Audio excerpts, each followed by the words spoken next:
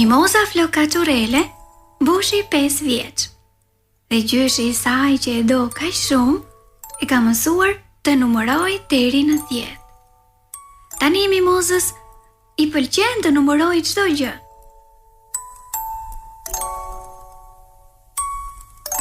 Një mëngjes, pa disa zogjë, mbi një deg molle, po sa ishin?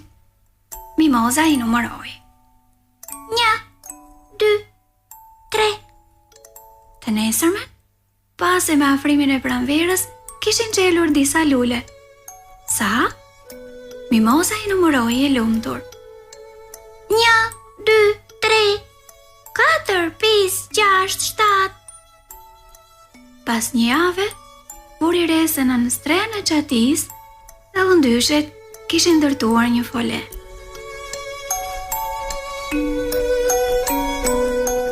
Gendi, vëllai 9 vjeçari i Mimozës, i tha: "Kush e di sa vezë kanë vënë dallëndyshet atje lart?" "Sa vezë janë?" e pyeti Mimoza kureshtare. Ajo donte ti numëronte dhe vezët. Por foleja ishte lart, dhe Mimoza nuk e arrinte dot. "Gjej unë një shkallë," tha Gendi, "dhe do të hipi lart. Të më marrësh edhe mua? Që ti numëroj vetë vizat?" "Jo," tha Gendi, "kam frikë se do të rëzohesh, dhe ti je motra ime që unë të dua kaq shumë. Do të hipi vetë, dhe do të them se sa vezë janë atje." Gendi pruri një shkallë të lartë, dhe Mimoza sërish numëroi. 1, 2, 3, 4, 5, 6, 7, 8, 9, 10. Pra, ajo shkallë kishte plot 10 rasa, Gendi mund t'i vinte këmbët për të ngjitur tek muri, lart e më lart.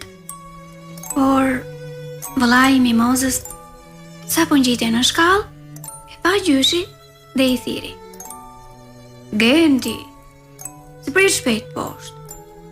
Mos e prek folen e dallëndysheve, se pastaj ato mërziten dhe largohen. Dhe ndërtojmë folen në ndonjë tjetër çati." Gendi e dëgjoi gjyshin dhe zbriti më një herë.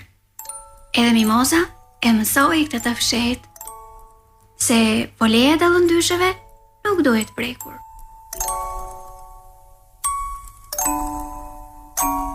Kaluan disa muaj.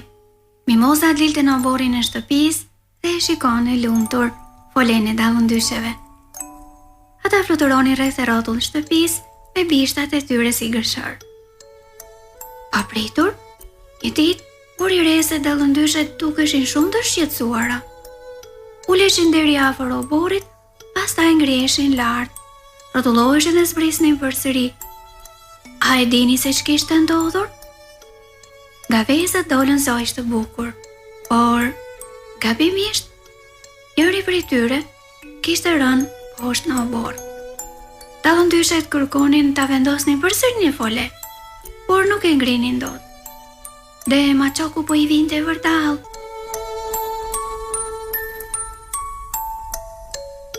"Genti, Genti!" thiri Mimoza. "Shpejt shkallët!" Ajo mbante në duar zogun e dallëndyshes.